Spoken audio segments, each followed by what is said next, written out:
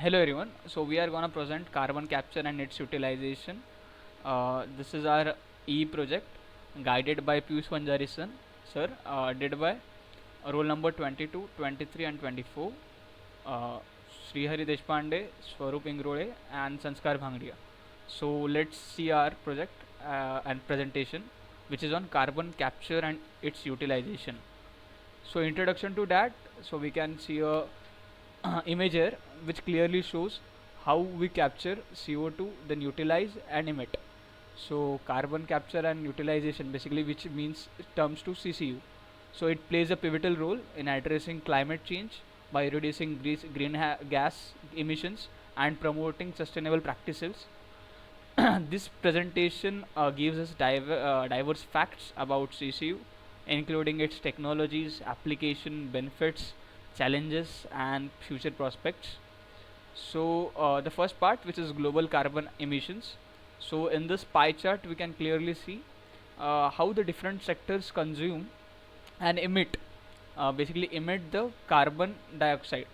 So we can see the energy sector constituting up to 73.2%, then agriculture, forest and land use which constitutes up to 18.4%, then waste 3.2% and industry 5.2%. This data is from Global Carbon Project that illustrates the alarming trend for increasing of carbon emissions worldwide, underscoring the urgency for adopting mitigation strategies. CCU, which is carbon capture and utilization, presents a promising solution to mitigate carbon emissions by capturing and repurposing carbon dioxide for beneficial use. So, what are the different technologies used? So, carbon capture technologies. Basically, there are various capture technologies such as pre-combustion, post-combustion, oxy-fuel combustion. Then this offers us distinct approaches to capture this carbon dioxide emitted in our environment. Each technology have their different pros and cons, advancements, then cost efficiency, sustainability, and they are made up to different industrial uses. Ongoing research aims to enhance the performance and cost effectiveness of carbon capture technologies to accelerate their development on large scale. So first we'll look at the capturing carbon using amine solvent based technology. Basically, this is our first technology which we are gonna use and see in this complete presentation. So here amine solvent based technology has recently been established using for capturing the CO2. So this technology applies to the fossil power industry, especially where the high CO2 emissions are there for producing coal fired plants. Post combustion of uh, post combustion CO2 capture from flue gases is the dominating technology for this purpose. So here we can see this process which consists of absorber and deabsorber, in which the flue gases enter from here, then the CO2 rich solvent gets out from this column and reaches to deabsorber, where the captured CO2 is released from outside. And again, this is completely a distillation column which has a reboiler also, and then lean solvent is set back again, and from here we can see other gases, flue gases are coming out. Moving forward, it's a typical amine based CO2 capture system which includes a quencher, absorber column, stripping column, and a booster induced draft fan to manage pressure loss. Here, the nano absorbents enhance CO2 capture efficiency by improving mass transfer performance. They revolutionize conventional chemioabsorption processes, boosting CO2 capture kinetics and reducing energy requirements for solvent regeneration. Basically, these are two primary nanoabsorbents, nanoparticle suspensions, and nanoparticle organic hybrid materials, which are NOHMS. Then, while current synthesis methods are straightforward, future advancement aim to enhance nanoparticle stability for long-term use. Nanoparticles with catalytic properties can dramatically increase CO2 desorption rates, enhancing overall efficiency. Then, development in this sector holds a promising for reducing CO2 emission and mitigating climate change impacts. Basically, it will help us a lot to capture CO2. Then, looking further, so this is an illustration what we have recently seen, how we capture amine based absorbance. So let's see this. Or CO2. Quest captures the CO2 from the upgrader's hydrogen manufacturing plants with a product called amine that absorbs the CO2. The CO2 is then separated from the amine and pressurized to turn the CO2 gas into a liquid that can be transported by pipelines 65 kilometers north. So yeah, so we have seen this. Now moving forward, so recent developments show that there's a material called as mexene, a class of two-dimensional material. This is the max phase, then mexene and mexene sheets. This has been used. This enables freestanding electrodes and super capacitors, eliminating nickel foam and boosting energy density. Large interlayer spacing in mixing enhances ion intercalation, improving supercapacitor performance. Basically, these sheets are being used in this processes. So mixing is a promising material for this. Its conductivity is high, which drives electrochemical research focusing on enhancing energy density via interlayer spacing and functional group conversion. Mexin is a remarkable property, attracts interest in energy storage due to their biocompatibility, interlayer spacing, conductivity, and eco-friendliness. So, what are the pathways now? We have already captured CO2. Now, we'll be looking at the pathways of utilization of carbon. So, captured carbon dioxide can be used through diverse pathways, which can be using carbonation of concrete or enhanced oil recovery and algae cultivation or biofuels production. Each pathway offers unique opportunities for reducing carbon emissions and creating value added products. So, the selection of the most suitable utilization pathway depends on factors such as market demand, environmental considerations, and availability of resources.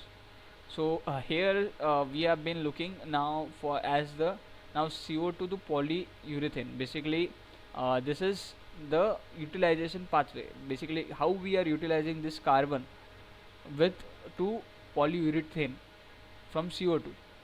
So let's see. So we are converting CO2 to polyurethane using first method is using tin oxide. Basically, it's a one-step urethane synthesis using CO2. Here, aromatic amines utilizes tin alkoxide instead of alcohol, yielding aromatic urethane efficiently without catalyst. So basically, this is the process where CO2 plus aromatic amine plus tin alkoxide gives us aromatic urethane, tin residues, and again, yeah, whichever is left, we again recycle back and take out the product. So here the yield is less than nearly less than equal to 82%. Then this reaction conditions are like 5 MPa pressure and aniline and dibutylene dimethoxide at 150 degree Celsius for 20 minutes results in 41% which increase to 82 with 5 times the amount of tin oxide. Byproducts were minimum 1% in the presence of excess of tin alkoxide even when using 2,4-diminotoluene, a common aromatic amine in polyurethane production yielding 49%. So we'll be looking forward. The synthesis method avoid chlorine and other harmful raw materials, enhancing its environment friendliness. This process effectively produces aromatic urethane, a pivotal as well as a vital polyurethane precursor, while being eco-friendly, sustainable, and economically viable. This innovation is poised to revolutionize polyurethane manufacturing, offer a greener alternative with potential for widespread adoption. Now we'll be looking at the second method for this capturing. We already captured CO2. Then now we'll be converting CO2 to polyurethane. Initially we seen using the tin oxide. Now we'll be looking by the method of chemical recycling. Basically, it's a hydrolysis. The primary technique for recycling foam polyurethane waste involves reacting the polymer with water, yielding carbon dioxide, polyols, and amine intermediates. However, hydrolysis is often a side reaction due to the presence of water in PU foam, leading to formation of undesired products like carcinogenic aromatic diamines. Now, operating conditions are like 50 to 15 to 50 atm, temperatures of 300 to 400 degrees Celsius, and etc. We can see here clear cut the process H2O decomposes and all hydrolysis of polyurethanes. Now coming to this, now we form the polyurethane from carbon. Now we have to see how we use it in our daily life, right? It's a versatile polymer with a wide range of uses, provide us application across various industries. So first is like automotive interiors. We can see the car in which cushions and thus interiors are made using polyurethanes. Then polyurethanes are used in marine coatings, right? Then we have polyurethane used in footwear. This footwear is made up of polyurethane. Then this is the foam insulated in the roof panel. Basically in roofing we are using polyurethane. This is the medical devices which consist of polyurethane. Then these are the furniture. This is the sports equipment which consists of polyurethane. These are the electronic encapsulation. Now we have also seen thermal insulation. For thermal it's used. Air filters which filter the air. So polyurethane is used. Now what are the environmental benefits of carbon capture and utilization? So we can see the benefits of carbon capture and its storage, basically CCS. So how, in addition to mitigation of greenhouse gases emission, CCU offers environmental benefits such as improved air quality, reduce environmental pollution. For sure, we are capturing CO2 from environment. So basically, we are reducing the greenhouse emissions. Emissions are not reduced, but the other part, counterpart, we are tracking back or tracing back to ourselves and using it for different of the benefits. So lowering as CO2 or the greenhouse gases leads to various global warming and various effects. So we're reducing in effects in a way.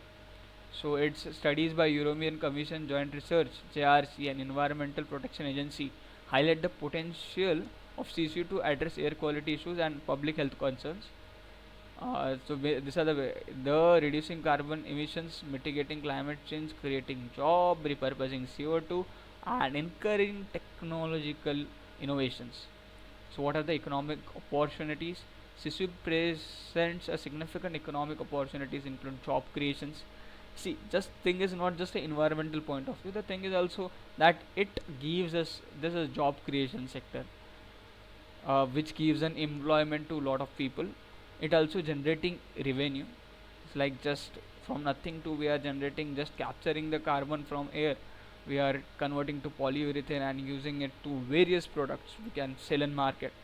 So it is a potential investment can be done in this sector, and innovative technologies.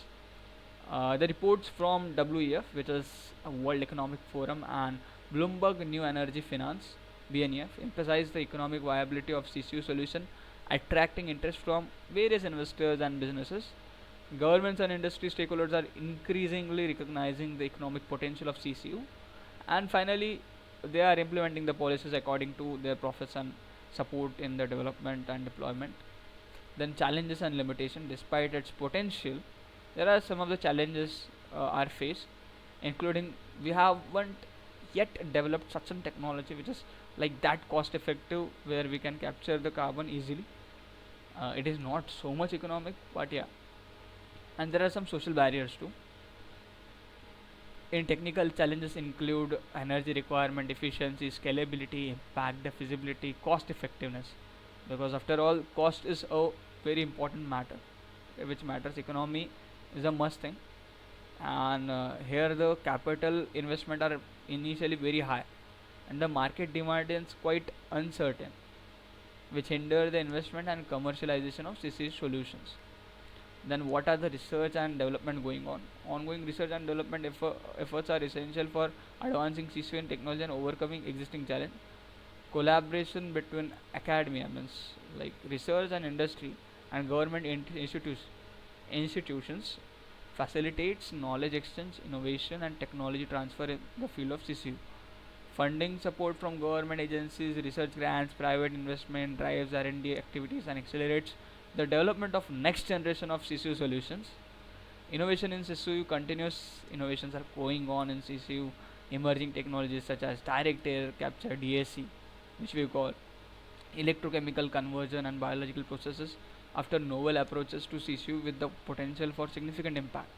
Collaboration between various startups which are going for their innovative ideas, and they are like selling innovative products for the capture of CCU. And industry leaders foster a culture of innovation and entrepreneurship in CCU ecosystem too. So we have seen now some more application how we utilize carbon capture in industries. So we can use it in the cement, steel, and chemicals can benefit from carbon utilization technologies to reduce emissions and enhance sustainability. Carbon utilization in industry offers opportunity to create value-added products, improve process efficiency, and achieve carbon neutrality. And there are various industry. Mineralization can be done, biological, chemical. So moving forward, what are the future outlook? The future of CC is promising. After looking pros, cons, and everywhere, we are in the positive line that yeah, it is a good thing to be done. Lot of more things can be done, but yeah, the promising it has a promising it has been promising.